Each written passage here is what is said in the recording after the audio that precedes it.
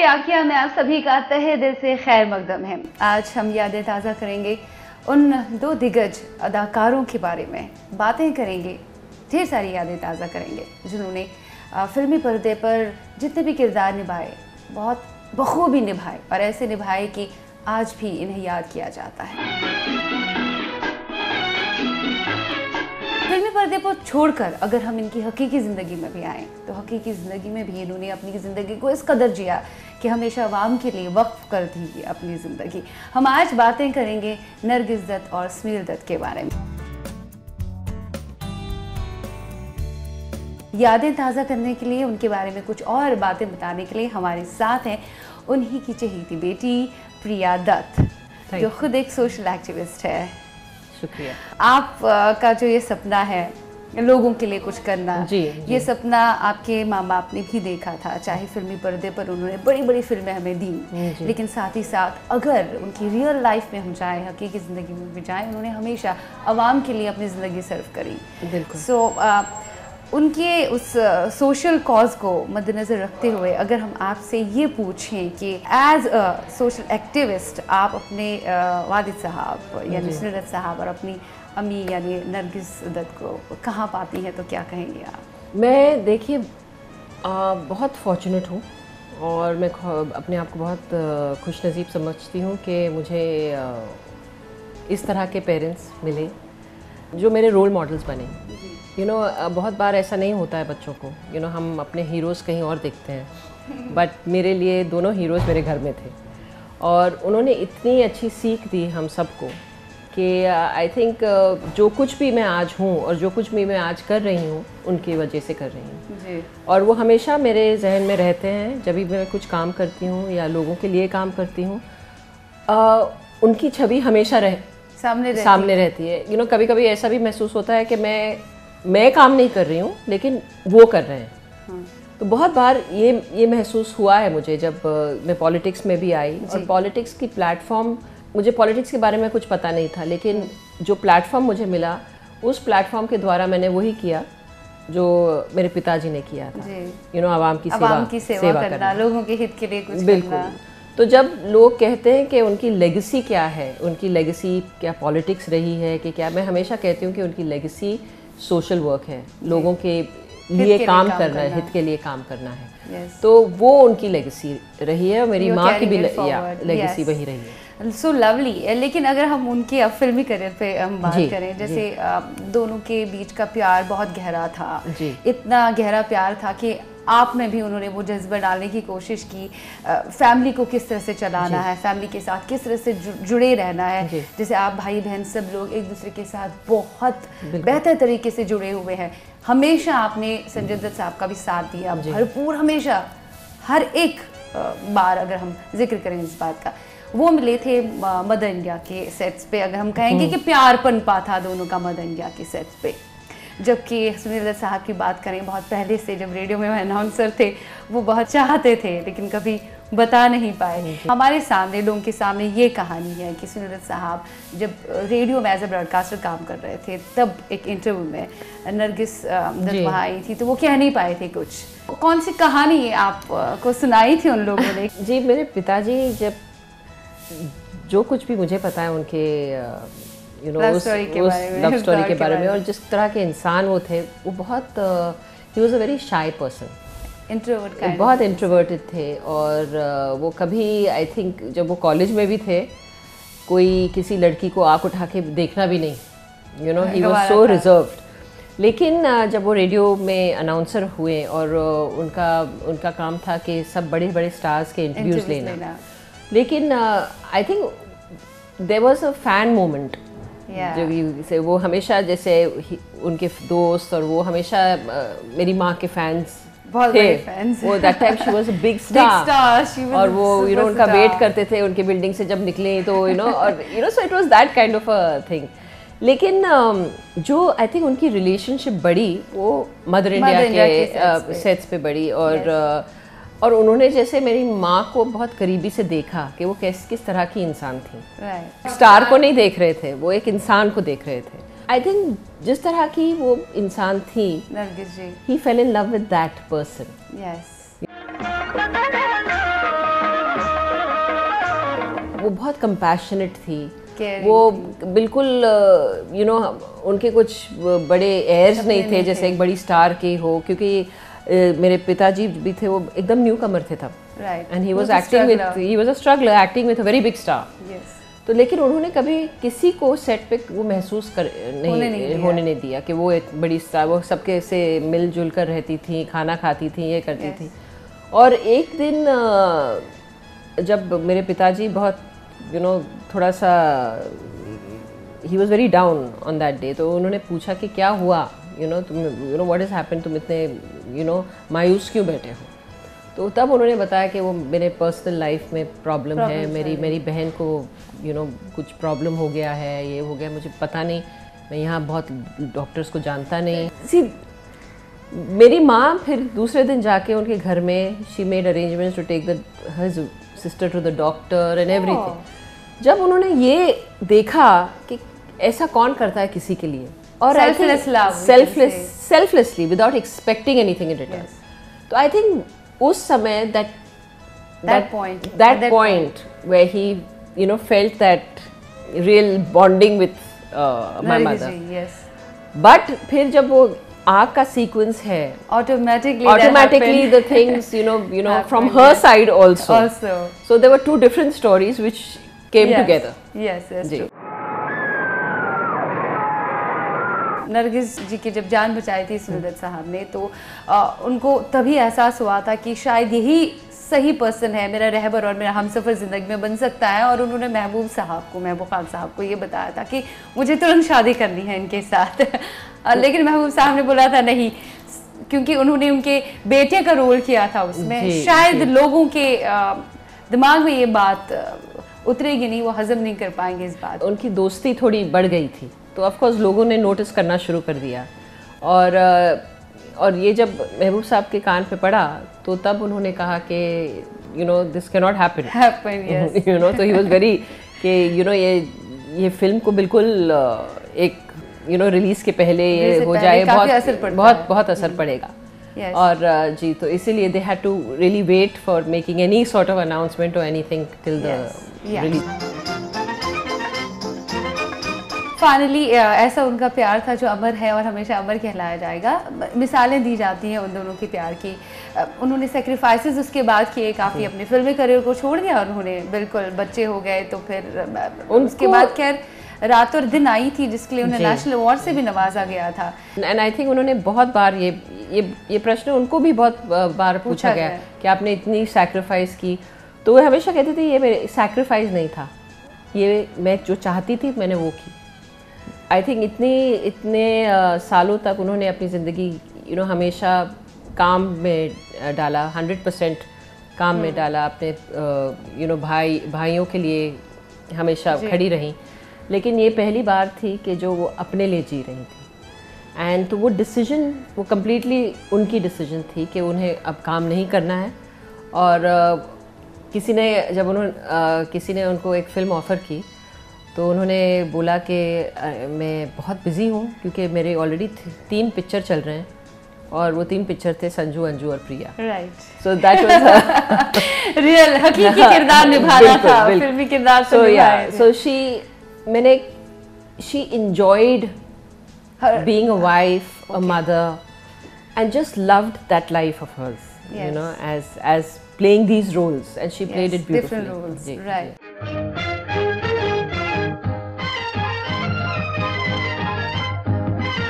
सुनील दत्त साहब बड़े family person थे, सबको इकट्ठा रखना, एक साथ बैठ के कई सारी बातें करना।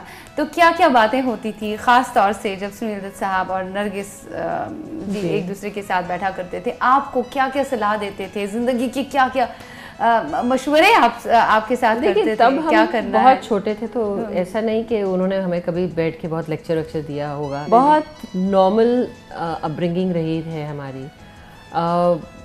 जब मैं स्कूल में थी, मैं ये भी नहीं जानती थी कि मेरे पिताजी और मेरे माँ इतने बड़े स्टार्स रहे हैं। मुझे बहुत बाद में ये एहसास हुआ कि मेरी माँ कितनी बड़ी स्टार थी। How old were you that time when you felt like your mother is a star, she's a superstar? Much, I think after she passed away. Oh, okay. Then you realized. After she passed away, when I was doing film makings, you know, somewhere. Okay, yes. I had not even seen that many movies of hers.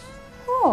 तो हमारे घर में वो ज़्यादा फिल्मी माहौल नहीं था। अच्छा, प्रोफेशनल और पर्सनल लाइफ बिल्कुल अलग। एक चीज़ थी कि हर जनवरी 1 को मेरे पिताजी एक बहुत बड़ी पार्टी रखते थे। That was the anniversary of Ajanta arts. Okay. और उस एनिवर्सरी में पूरी इंडस्ट्री आती थी, लेकिन हमारे लिए ये सब फ्रेंड्स थे। ओके, हमने कभी एंड वी नेवर हैड फिल्मी मैगजीन्स कमिंग एट होम कि हम ये गॉसिप पढ़े वो नहीं, बिल्कुल नहीं। तो स्कूल में भी वी वो it was a very normal upbringing. अभी कोई मुझे ऐसे कहे कि आप तो बहुत बड़े स्टार की बेटी हो या आप लोग का the way you are raised was so different, it was not. तभी वो दिखता है आप में एग्जैक्टली वो पता चलता है। My mother used to come to school में, जैसे हर पेरेंट्स आते हैं, you know, it was a very normal thing. Okay, कोई टेंशन्स, नथिंग, कुछ भी नहीं। और तो हमें एंड डू यू थिंक कि वो चीज़ आपको बहुत सिखाती है बहुत ज़्यादा जिंदगी में? आप डाउन टू अर्थ, ग्राउंडेड कैसे रहकर लोगों के हित के लिए काम करोगे? नहीं, बिल्कुल। आई थिंक बचपन से हम यही देखते आ रहे हैं। बचपन से मैं मेरी माँ के साथ चली जाती थी। वो स्पैस्टिक सोसाइटी में फाउंडर मेंबर थी उधर, एंड उन्होंने यू नो स्पैस्टिक सोसाइटी का फाउंडेशन डाला था। या और तो वो हमेशा वहाँ जाती थी बच्चों के साथ वहाँ उनको पढ़ाना, ये करना। तो मैं हमेशा उनके साथ चली जाती थी। रोटरी क्लब का फंक्शन हो या लायंस क्लब का फंक्शन हो या कुछ एक्टिविटी हो रही, for me that was my mother, you know. And my father उस ज़माने में जब मेरी माँ यू नो वाज अलाइव, मेरे पिताजी एक्टर थे और वहाँ बहुत बिजी रहते थे बहुत ज़्यादा। और उस समय तो यू नो शिफ्ट्स होते थे, 2 शिफ्ट 3 शिफ्ट्स। तो सुबह चले जाते थे, रात को 2 बजे 3 बजे आना घर पे। सो उनका जो किरदार था उस समय was that of a provider. Most decisions जो होते थे वो टेकन बाय माय मदर। घर के बारे में, हमारे बारे में, हमारी पढ़ाई के बारे में, वो सब मेरी माँ हैंडल करती थी। अगर कोई बड़े डिसीजन ऑफ कोर्स सब साथ में लेते थे हम लोग। और हमारा ये होता था कि हर शाम हर रात को हम सब खाना एक साथ खाते थे। हमारे घर में सिर्फ एक टीवी थी उस नो टीवीज इन एनीबॉडीज रूम। सब लोग अगर देखना है तो सब साथ में बैठ के टीवी देखेंगे। एक साथ, मतलब फैमिली के वैल्यूज क्या है वो सिखाया आपको। और मेरे फादर बहुत स्ट्रिक्ट थे। वो ही वाज अ डिसिप्लिनेरियन। वो नहीं यू नो कि सनसेट के बाद घर में, वाह, क्योंकि मैं जब घर आऊँ everybody must be home, you know, क्योंकि वो वक्त सिर्फ फैमिली के साथ होगा। जब यू नो तो बच्चों को मिले, बच्चों को क्या हुआ स्कूल में, क्या किया हम लोग, यू नो अभी आज स्कूल में क्या पढ़ा, पोएट्री बोलो, तो we all had to stand up and say poetry and we had to, you know, it was yeah we used to do acting in front of him. और तो you know that was the kind of bonding which we all had, and I think it really shaped us as human beings. Okay, बहुत ज़रूरी होता है, बहुत ही ज़रूरी। माँ बाप कैसे अपब्रिंगिंग अपने बच्चों को दे, वो दिखता है सब में। Maybe that is reason आप सब लोग इकट्ठा हो, आप में यूनिटी है, बहुत इत्तेफाक है। इट्स बिकॉज ऑफ सुलदत साहब and Nargis.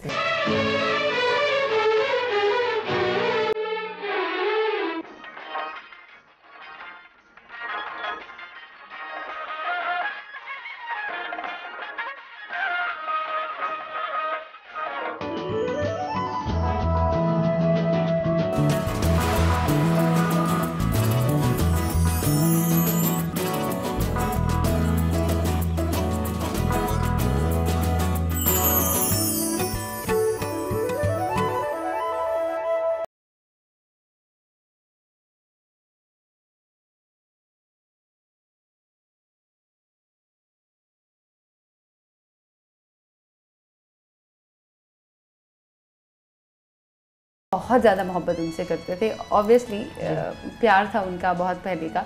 But the reason is जब उनकी डेथ हो गई जी पैनक्रियाटिक कैंसर से, उसके बाद सुंदर साहब पर बहुत गहरा असर पड़ा होगा।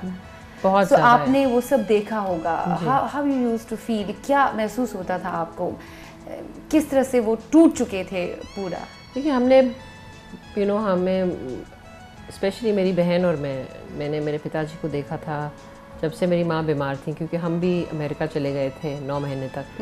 पापा उस 2-3 महीने पहले चले गए थे। पर जब हम वहाँ गए, we saw that he was this, you know, वो पूरी उनके दिन और रात वो हॉस्पिटल में थे। उनको ना खाने का ये होता था, सिर्फ होश था, बस वो एक कॉफ़ी और सिगरेट एंड हम we start getting worried about him. तो फिर हम जब वहाँ रहे तो थोड़ा यू नो हम लोग we started dividing the work के यू नो पापा को घर आके खाना खाना चाहिए, हम वहाँ जाके बैठेंगे, और इस तरह से हम लोग ने शुरू किया। बट उनका जो वो इतने डिटर्मिन्ड थे कि it was like he was willing that he has to make her all right by hook और by crook. You know he was doing best, I mean anything. आप उनको कुछ भी बोल दे, वो जो हॉस्पिटल की बिल्डिंग थी वो रोज उस हॉस्पिटल की बिल्डिंग के चारों ओर घूमते थे, जस्ट सेइंग प्रेयर्स।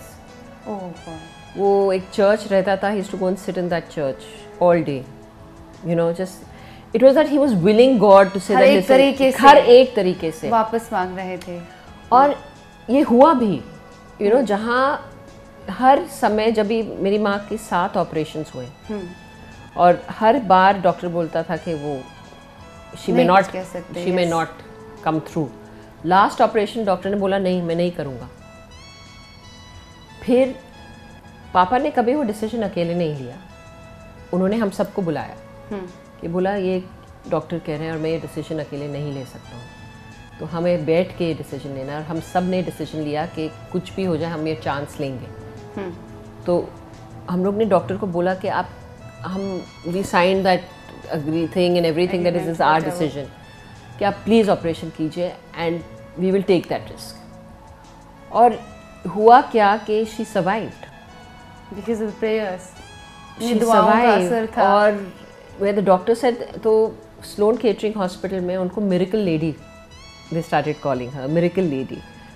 और फिर she was completely, I mean, in a coma.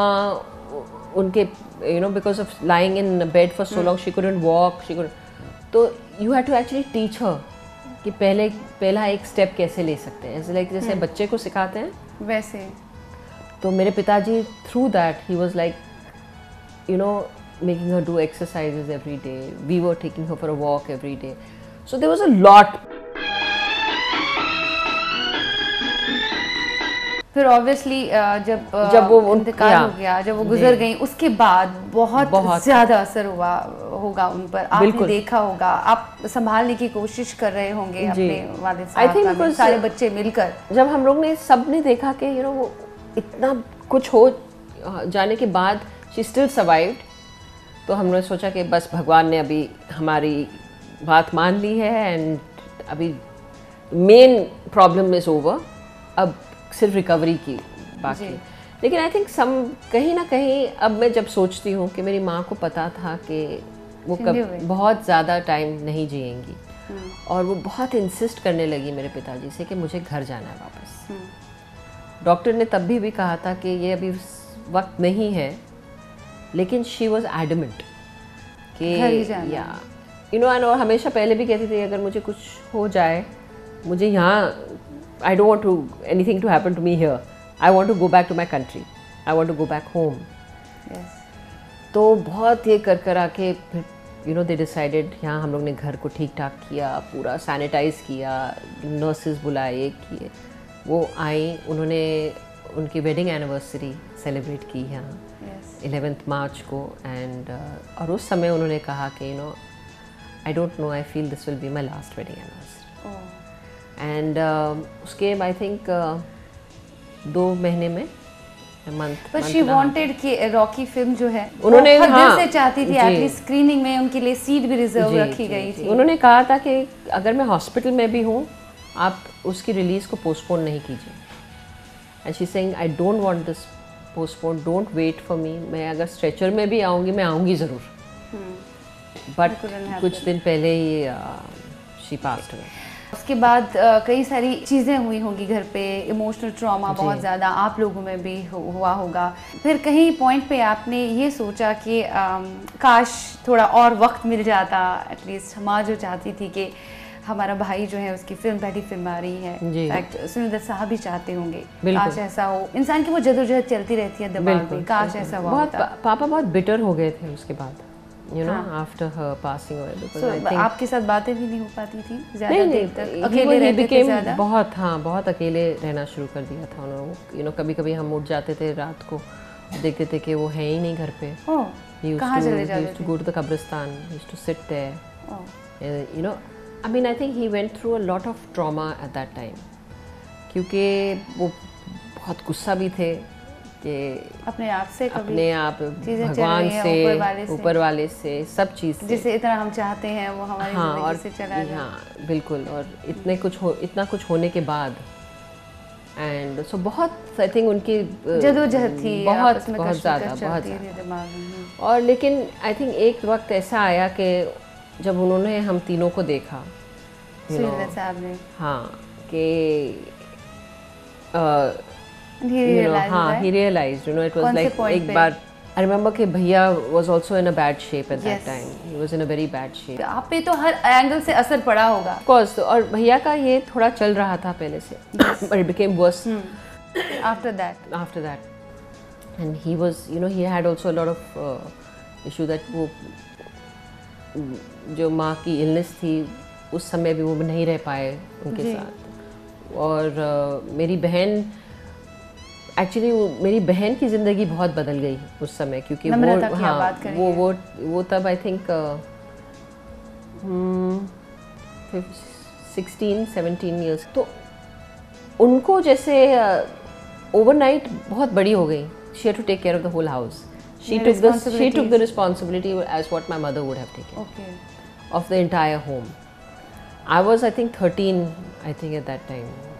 और मैं लास्ट ईयर स्कूल में थी और सो बहुत कुछ मैनेज करना था। और मेरे पिताजी ये देख रहे थे कि अब मेरे बच्चे बिल्कुल जैसे यू नो हड़बड़ा से गए, समझ नहीं आ रहे वो क्या करे, ये लड़की कैसे हैंडल करेगी, या मेरी छोटी वाली जो अभी 10th में गई है वो क्या करेगी। हम लोग की घबराहट ये हमेशा थी कि कुछ पापा को नहीं हो जाए, यू नो, क्योंकि he was really going into a kind of a very bad depression, and we were constantly trying to, you know, उनको बाहर निकालने की कोशिश कर रहे, गैदर करने की चीजें कोशिश कर रहे थे।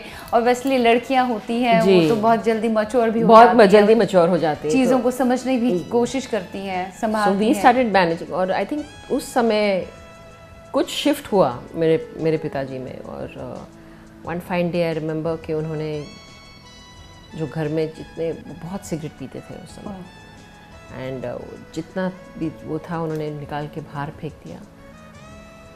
जो कुछ भी यू नो इन हिज बार जो कुछ भी सामान था निकाल के बाहर दिया, बिकॉज उन्होंने कहा कि अगर फिर उनके एक मिशन हो गई कि मुझे संजय को ठीक करवाना, और अगर मैं उससे ठीक करवाना चाहता हूँ तो I have to set an बाहर निकलना पड़ेगा, तो मुझे एक एग्जाम्पल सेट करना पड़ेगा।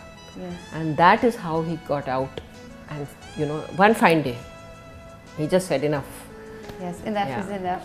अब वही जज्बा उन्होंने आप में भी डाला, फिर आपके अंदर भी इतना हौसला है, दोनों बहनों में और भाई में भी इतना हौसला है, इतना जज्बा है कि आप उभर पाते हो हर एक चीज़ से।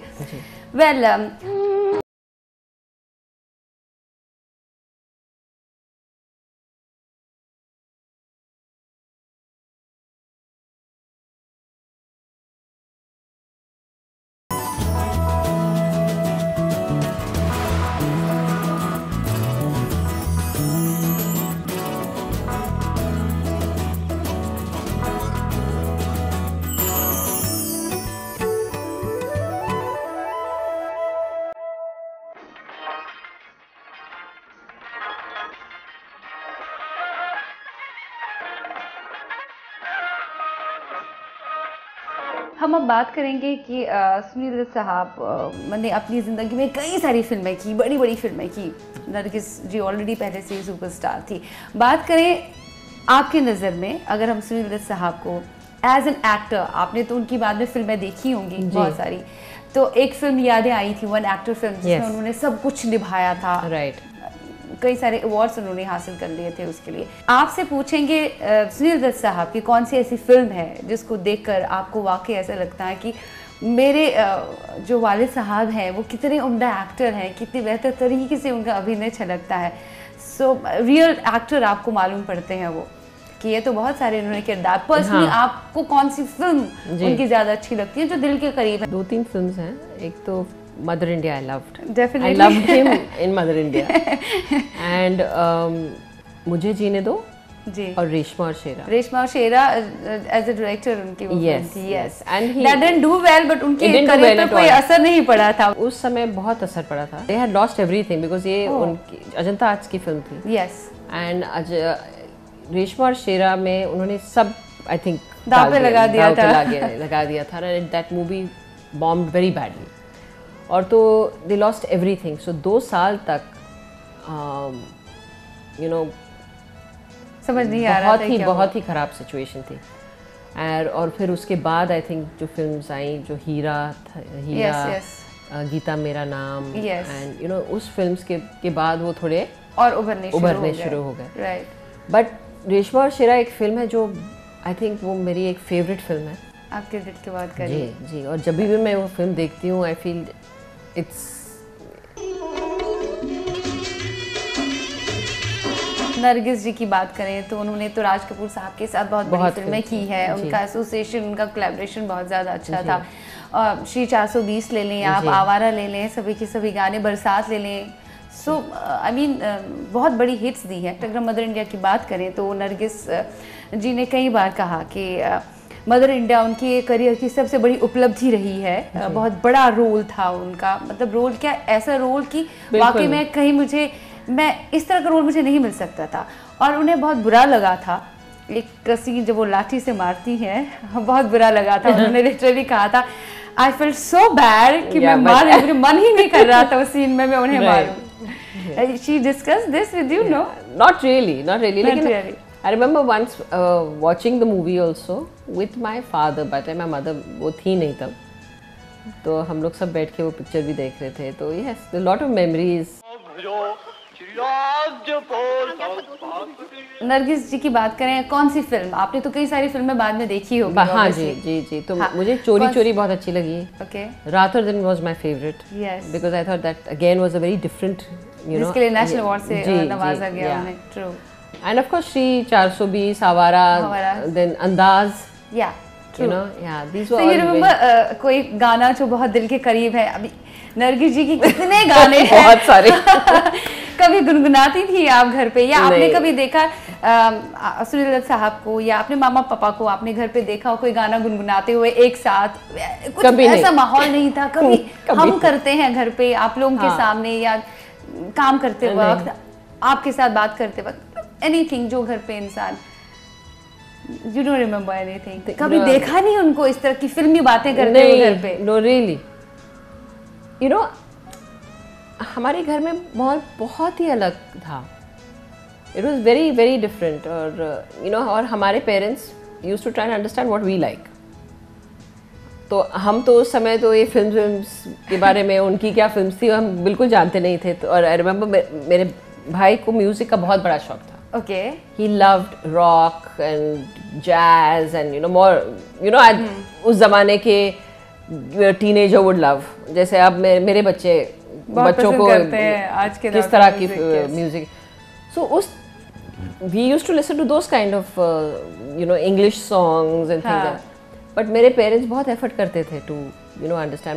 मेरी जब हम जाते थे बाहर, my mother used to bring, अरे संजू देखो एक नई एल्बम आई है एबा की और बोनी एम की और whatever he, you know, so she tried to kind of you know understand जो हमें क्या पसंद है। कभी फोर्स नहीं किया That's the only reason कि आप भी फिल्मों में आ सकती थी, आपने किनारा कर लिया। You were never interested in No, my sister also never. You were never. We found जब भी you know पहले हम शूटिंग जाते थे तो ओनली पापा की जो प्रोडक्शन थी, अगर कहीं अच्छी जगह पे शूटिंग हो तो हम चले जाते थे। He never took us for any other shooting of his. हाँ, तो अगर प्रोडक्शन, लेकिन हम बहुत बोर हो जाते थे। उससे so boring to see a shooting, मुझे आना ही नहीं है प्लीज। हाँ, unless it's a nice holiday for us, it's fine. अच्छा, हाँ, अच्छा, खाने की अब हम बात करें, दोनों को क्या क्या खाने का शौक था? अलग अलग चीजें लाइक करते थे या दोनों की सिमिलैरिटीज काफी ज्यादा थी? सिमिलैरिटीज बहुत ज्यादा थी, लेकिन मेरी मम्मी को जंक फूड बहुत अच्छा लगता था। जंक फूड में पानी पूरी, भेल पूरी, तो हम लोग यहाँ सेव पूरी, हाँ, वड़ा पाव, महाराष्ट्र फूड, और वो कुछ भी खा लेती थी. There was no thing like she could go and eat in one dhaba, she could go and eat in a 5-star hotel, she could go and eat anywhere. तो जब हम बच्चे थे, मैं, मेरी फ्रेंड्स और जब अगर पहली बार अगर हम रेस्टोरेंट गए तो मेरी माँ के साथ गए, तो वो भी कहते हैं ना, first time we went to a restaurant, we went to your mother. So she loved food in that way. My father was still, ठीक था, उनको अच्छा अपना घर का खाना पसंद था, और उनका दाल होना चाहिए, रोटी होनी चाहिए, तो वो दाल के बिना कभी खाना नहीं खाते थे. ओके. तो हम बहुत हंसते थे उनके ऊपर, क्योंकि ऐसे नहीं, पापा हम अगर हम चाइनीज़ रेस्टोरेंट भी जाए, you'll want your dal, or we going for a continental food also, you want your dal. So his dal was his favorite, and he also loved food. घर पे कभी कभी कुकिंग होती थी, दोनों में से कौन को करता था? जब माँ थी तो ऑफ कोर्स माँ कुक करती थी. शी यूज्ड टू कुक डब्बा गोश्त, एक बहुत नॉन-वेज फूड. या non-veg food she used to make a lot. And Papa started cooking later, and much later in his life, but he started enjoying. बहुत उनको बहुत खुशी होता था, खुश होते थे जब वो खाना पकाते थे लोगों के लिए. तो अपने फ्रेंड्स को बुला लेते थे, इनसे आ जाओ, मैं अभी खाना बना रहा हूँ, तो we have a nice evening together. और तो अपना चिकन कभी मटके में, used to do all those things, मटका चिकन, डब्बा चिकन, ये चिकन वो. अच्छा, आप बहन भाइयों में एक दूसरे के साथ कभी कंपटीशन होता था? हाँ, आज हम भी बनाएंगे घर पे कुछ. Used to do that? मेरी बहन अच्छी कुक है, भैया कभी कभी can rustle up something. I am not a great cook. तो आई रिमेम्बर जब मैं मेरे पिताजी के साथ सबसे ज़्यादा रही, और हम यहीं रहते थे फ्लैट में, एंड तो हर साल में एक बार हमारा कुक था जो 1-2 महीने की छुट्टी पे चला जाता था. तो तब हम किसी और को नहीं रखते थे. तो पापा कहते थे कि मैं बनाऊंगा खाना. So he used to cook every day. आपके लिए? हाँ, वाह, हम दोनों के लिए. आई मीन या सो हम लोग एंड हुएवर, अगर दीदी आ जाती थी ये वो, तो हर शाम को पापा काम व्हेनेवर आ जाते थे. ही यूज्ड टू से, एंड मेरी ड्यूटी थी सबको सब चीज़ काटना, साफ सफाई करना, बर्तन हो गए तो वो धोना, ये करना. So we used to have this partnership that papa you cook and I will clean. Okay. Yeah, so that was it. See, life इतनी अच्छी रही है, उनके संस्कार आप में हैं. आप वाले साहब के साथ, पापा के साथ बहुत ज़्यादा क्लोज रही. जितनी क्लोज आप पापा के साथ रही, उतनी क्लोज आप मम्मी के साथ रही है. सो दोनों की बॉन्डिंग अच्छी थी, दोनों एक दूसरे के लिए बने थे, और उन्होंने आप में भी संस्कार डालने की कोशिश की. अब आप एज अ सोशल एक्टिविस्ट काम कर रही हैं. सो कहाँ तक जाना चाहती हैं आप? एज जैसे आपने कहा कि जब भी मैं कुछ कार्य करती हूँ, लोगों के लिए करती हूँ, इसी में अपने आप को मैंने सर्व कर दिया. तो मुझे लगता है जैसे एक साइड में मेरे पापा हैं और एक साइड में मेरी मम्मी है, तो दोनों को मेरे दोनों कंधे पे हैं और देख रहे हैं मुझे मैं क्या कर रही हूँ. तो कहाँ तक लेके जाना चाहती हैं आप? जितना मैं ले जाऊँ, जितनी ज़िंदगी है उतना मैं करूँगी और करती रहूँगी. मैं हमेशा कहती हूँ कि जब आप इस दुनिया में आते हैं, एक पर्पस के लिए आते हैं, और जब वो पर्पस ख़त्म हो जाता है, यू लीव. एक आधी बात जो आपको अपने वालिद ने हमेशा समझाई, सुनील दत्त साहब ने, और एक वो बात जो नरगिस जी की हमेशा आपको याद रहती है, जो उन्होंने आपको कही. माँ बाप हमेशा अपने बच्चों को कुछ ना कुछ सीख देते ही देते हैं. जो सीख मैंने मेरे पिताजी से सीखी वो बहुत, उन्होंने जैसे हम सबको एक चीज़ बताई कि you must always follow the true path. बहुत कठिन होगा, बहुत उतार होगा, बहुत चढ़ाव होगा, बट कभी उससे डगमगाना नहीं. हाँ, डगमगाना नहीं, डरना नहीं. क्योंकि देखिए तकलीफ़ें सबको आती हैं, लेकिन वो तकलीफ़ चली भी जाती है, but you have to stay the path. और सो आई थिंक वो बहुत इम्पोर्टेंट साहब ने आपकी बहुत इम्पोर्टेंट चीज़ थी. क्योंकि बहुत टाइम ना ज़िंदगी ऐसे मोड़ पे ले आता है कि आप समझ नहीं पाते हो. कभी डिसीजन आपका गलत भी हो सकता है, क्योंकि आप सोचते हैं कि नहीं, अगर ये डिसीजन ले रही हो तो इतनी जल्दी हो जाएगा, but that may not be the right decision. So I think it's very important. इसीलिए मैं जब भी कोई भी बहुत इम्पॉर्टेंट डिसीजन लेना है मेरी ज़िंदगी में, मैं बहुत सोच समझ के लेती हूँ. It's not like I have to think it through. Yes. And और मेरी माँ ने मुझे एक चीज़ समझाया था कि it is only when you serve people you realise that आपकी खुद की जो प्रॉब्लम है बहुत छोटी है। हम बहुत ग्रिप करते हैं हमेशा, ये नहीं है हमारे पास, वो नहीं है, वो इसकी कमी है, उसकी कमी है। लेकिन हम जब लोगों के पास जाते हैं, जब हम अपना काम कर, जैसे हम सोशल वर्क कर रहे हैं और जो पीड़ित लोगों के पास जाते हैं और उनकी जो मुसीबतें देखते हैं, हमारी मुसीबत कुछ भी नहीं है। So it's better to be happy always, जितना आपके पास है उसी में खुश रहो। Be grateful, have gratitude। और वही उस किस्म की सीख मैं अपने बच्चों को भी देती हूँ। यू नो, बहुत बहुत ज़रूरी है कि आजकल का ज़माना ऐसा है कि आपके पास सब कुछ है लेकिन वो भी कम लगता है आपको जी। यू नो, बट हम कभी हमारे घर के बाहर झाँक के नहीं देखते कि वो इंसान जो वहाँ है उसके पास क्या है और क्या नहीं है। तो वो अवेयरनेस लाना, वो चीज़ों की वैल्यू होना बहुत ज़रूरी है। ट्रू। दुनिया में हम आए हैं तो जीना ही पड़ेगा। It was lovely talking to, बहुत अच्छा लगा। दिल ने फिर याद किया, मैं आपके मम्मी पापा की यादें ताज़ा हो गई, थोड़ी लव स्टोरी हमारे सामने और घर में क्या क्या कुछ करते थे वो, किस तरह से पर्सनल लाइफ प्रोफेशनल लाइफ उन्होंने अलग रखी थी और आपने क्या संस्कार डाले। कमाल के इंसान थे वो, हमेशा अमर हैं और हमेशा अमर रहेंगे।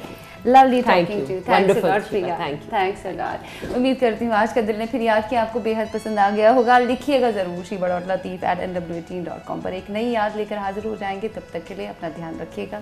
खुदा हाफिज़, बाय बाय।